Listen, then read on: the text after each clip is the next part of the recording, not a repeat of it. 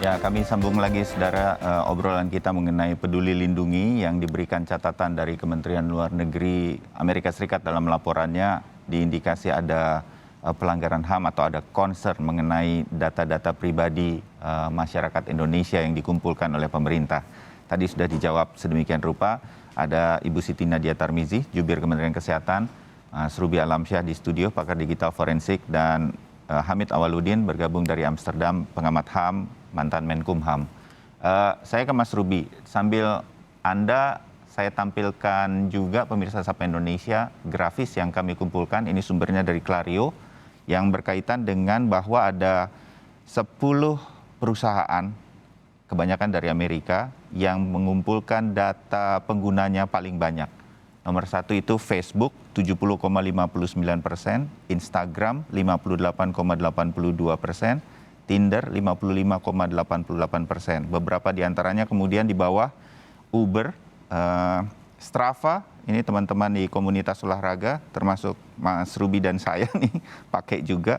Spotify juga termasuk di antara 10 yang paling punya data. Kenapa itu data dikumpulkan, Mas Ruby, sedemikian rupa? Ini mengingatkan saya bahwa kadang-kadang kita kalau buka Facebook atau Instagram kita terhubung dengan toko online yang sedemikian rupa menawarkan barang-barang yang gua banget memang, pas banget dengan kesukaan kita dan lain-lain. Sampai sebegitu detailnya data itu. Baik, jadi prinsip dasarnya satu dulu adalah nggak ada makan siang yang gratis. Semua aplikasi yang kita gunakan yang disebutkan tadi adalah aplikasi gratis kan, kita nggak pernah bayar sama mereka gitu ya. Cuman 1-2 aplikasi aja emang premium yang berbayar. Kenapa aplikasi itu disediakan gratis untuk masyarakat? Karena mereka mencoba akan gather information atau mengumpulkan seluruh data-data penggunanya untuk nanti kemudian dilakukan monetize agar mereka mendapatkan keuntungan.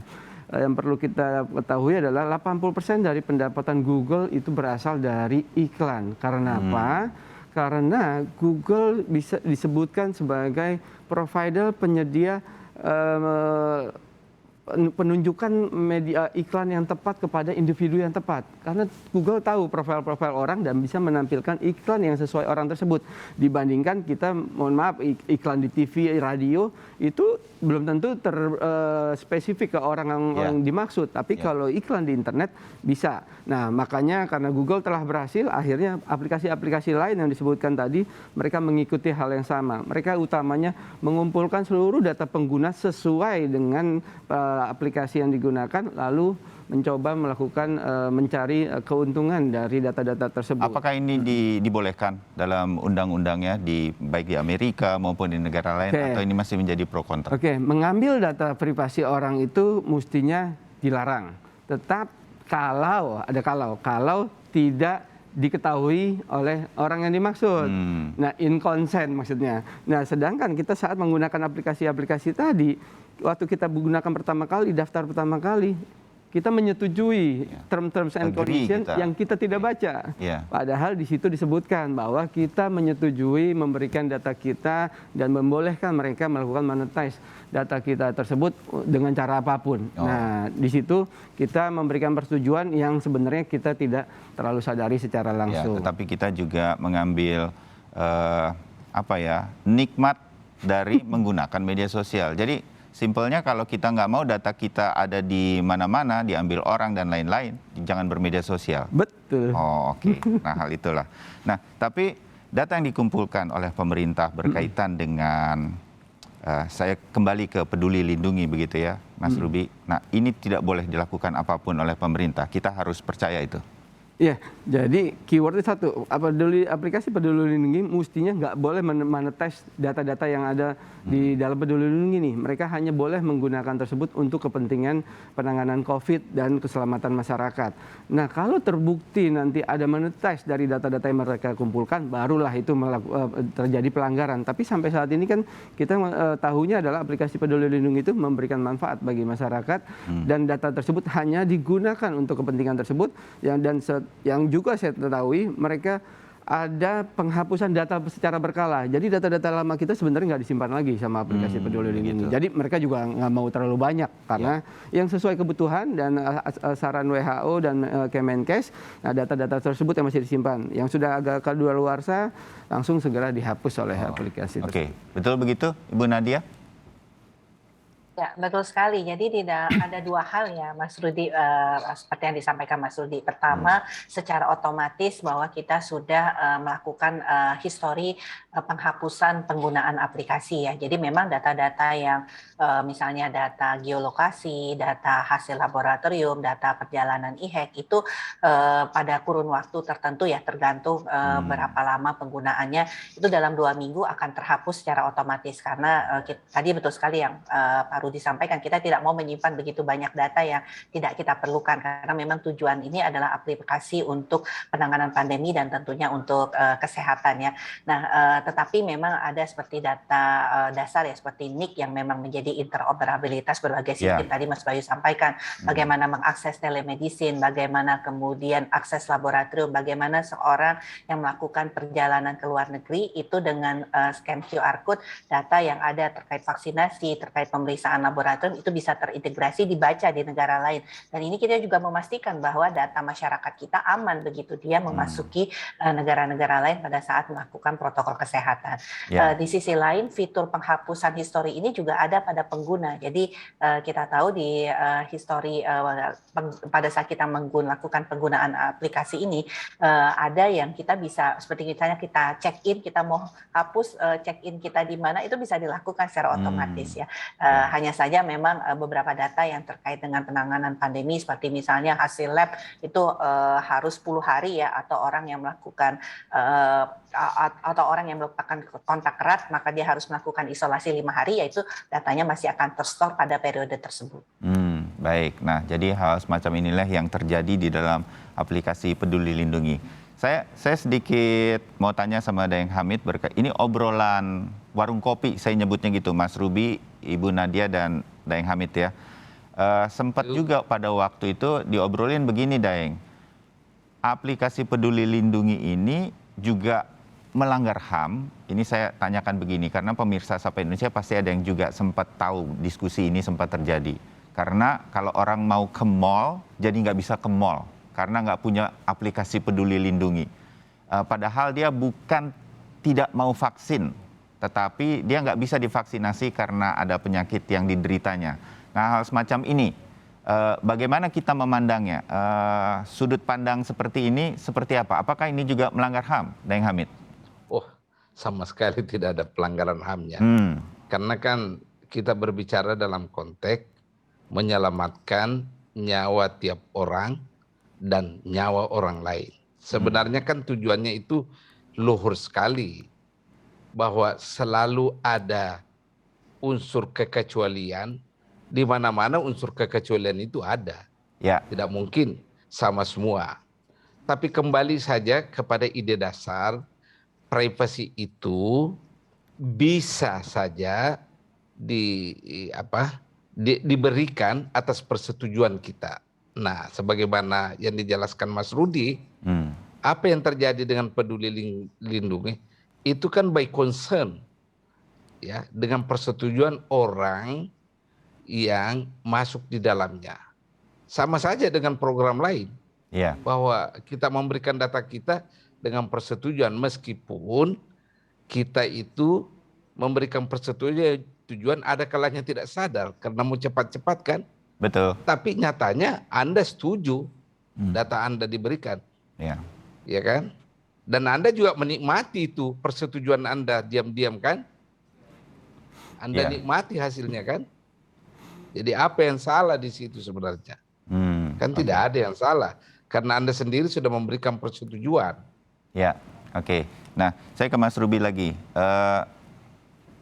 Apa yang kemudian, mumpung ketemu Ibu Siti Nadia Tarmizi ini, apa yang kemudian agar orang tetap percaya dan yakin pada aplikasi Peduli Lindungi yang sudah punya track record membantu kita untuk mencegah penyebaran COVID dengan menjaga mobilitas pada waktu itu lebih dan kurang, tetapi itu terjadi dan bagaimana kemudian kita menghindari tempat-tempat yang ramai dan lain-lain, Mas Ruby. apa yang kemudian menjadi masukan dengan concern-concern? Sebutlah catatan dari Kementerian Luar Negeri Amerika Serikat, masukan-masukan apalagi yang Anda ingin sampaikan agar publik tetap punya faith, punya kepercayaan pada Peduli Lindungi ini. Baik, karena adanya concern terkait data leak atau kebocoran data selama 4 tahun terakhir ini yang cukup besar di Indonesia, dan yang terbesar kebetulan terjadi di instansi pemerintah yang saya sebutkan tadi, yaitu BPJS Kesehatan. Ya. Nah, kita harapkan aplikasi Peduli Lindungi tetap menjaga keamanannya seperti sekarang ataupun lebih baik lagi, karena otomatis aplikasi Peduli Lindungi ini akan sangat menarik bagi pihak-pihak yang mencoba mengambil datanya, karena pastinya nilainya akan luar biasa besar. Yeah. Nah, itu satu concern. Kedua, mungkin perlu ditingkatkan sosialisasi bagaimana Peduli Lindungi itu sudah menetapkan pengamanan privasi yang benar, yang sesuai aturan, dan sebenarnya tidak melanggar privasi apapun yang digunakan oleh penggunanya. Oke, ini jadi momentum untuk itulah. Betul. Kalau begitu ya. Dan Hamid punya catatan dari sisi agar privasi dan lain-lain ini juga tidak melanggar hak asasi manusia, dan juga mungkin tadi kan Daeng Hamid bilang saya pendukung aplikasi ini begitu. Nah, supaya makin banyak orang yang kemudian juga tidak ragu kalau sekarang belum punya Peduli Lindungi untuk bisa punya aplikasi ini dalam rangka menjaga dirinya, keluarga, dan masyarakat secara keseluruhan di Indonesia karena pandemi belum lewat. Daeng Hamid, masukannya. Ya, sederhana sebenarnya. Kita tunjukkan kepada masyarakat aspek positif dari Peduli Lindungi. Jelas sekali statistik kan menunjukkan tingkat kesuksesan kita. Kalau tidak ada Peduli Lindungi, mungkin tahap kita menghadapi COVID ini masih jauh di belakang. Yang kedua, memang hanya jaminan dari negara atau pemerintah bahwa itu tidak misuse, tidak disalahgunakan. Itu aja sebenarnya. Ya. Yang lain dari itu, saya akur dan sangat mendukung Peduli Lindungi. Oke. Karena manfaatnya saya rasakan. Ya. Daeng Hamid, sedikit saya ingin juga tanya, dan mudah-mudahan ini jadi masukan juga bagi pemerintah. Ada yang harus dilakukan terkait dengan catatan dari Kementerian Luar Negeri Amerika Serikat ini? Artinya ada balasankah yang harus kita sampaikan melalui Kementerian Luar Negeri atau apa? Menurut Anda? Harus dijelaskan apa itu Peduli Lindungi, bagaimana mekanisme kerjanya, kemudian apa hasil dari sistem yang diterapkan ini. Ya, ini dalam rangka meyakinkan ke publik kita bahwa deep concern mereka itu tidak perlu mengganggu pikiran, apalagi membuat mereka tidak mau ikut program Peduli Lindungi. Ya. Harus ada penjelasan ke mereka. Oke, ya baik. Ibu Siti Nadia, masukan-masukan ini bisa nanti dijalankan sedemikian rupa. Kita mau pakai aplikasi ini kan Bu, sebentar lagi mudik ini. Bu Nadia. Ya, betul sekali. Tentunya kita berharap bahwa masyarakat tidak terpengaruh ya dengan opini ini. Makanya kemudian kita sampaikan tidak betul di dalam laporan tersebut ada pelanggaran HAM. Dan kita juga sudah menjamin karena ini adalah aplikasi pemerintah, kita akan pastikan prioritas utama daripada keamanan data para pengguna aplikasi Peduli Lindungi ini akan semaksimal mungkin. Kita belajar tadi disampaikan apa yang terjadi di BPJS ataupun juga bahkan di Amerika Serikat sendiri, saya rasa kita tahu leak itu juga terjadi ya, karena memang Mas Rudin yang paling tahu hacker ini memang luar biasa. Tapi setiap kita punya mekanisme di mana memang pada siklus-siklus tertentu kita terus kemudian bagaimana menghadapi para hacker-hacker dan mengupdate secara tadi aplikasi ya, pengamanan di dalam sisi aplikasi dan juga di dalam data. Ini akan tentunya menjadi terus masukan untuk pemerintah. Nah, mengenai hal terkait apakah kita akan merespon seperti yang disampaikan oleh Pak Hamid, tentunya kami berkoordinasi ya dengan Kementerian Luar Negeri dan mengapa juga kemudian Kementerian Kesehatan melakukan klarifikasi terkait ini supaya tadi masyarakat tetap paham bahwa situasi pandemi ini belum selesai dan kita sudah merasakan manfaat daripada Peduli Lindungi ini sendiri. Oke, baik Ibu Siti Nadia. Bu, sebelum tutup saya sedikit lagi teringat bahwa kalau orang yang tidak bisa vaksinasi karena kondisinya, tetapi jadi dia tidak punya aplikasi Peduli Lindungi, apa yang bisa dilakukan kalau dia ingin ke mall lah sebagai sebuah contoh, Apakah dia harus membawa surat dokter atau seperti apa? Apa yang kemudian menjadi kebijakan pemerintah agar mereka tetap bisa menikmati haknya begitu? Bu Siti?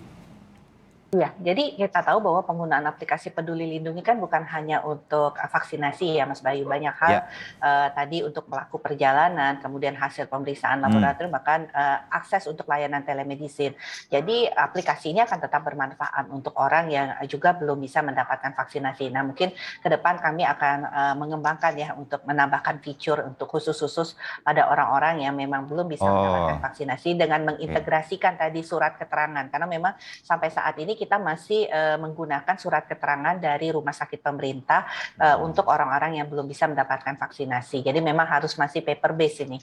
Ya, jadi nanti ini akan bisa termaktub juga di dalam aplikasi Peduli Lindungi. Mudah-mudahan ini menjadi jawaban dari banyak orang yang bertanya-tanya kalau saya tidak menggunakan. Jadi gunakan saja aplikasi Peduli Lindungi. Nanti semua akan dipakai sedemikian rupa di masa pandemi atau mungkin masih di masa endemi nanti agar kita bisa terus menjaga situasinya menjadi normal lagi seperti sedia kala.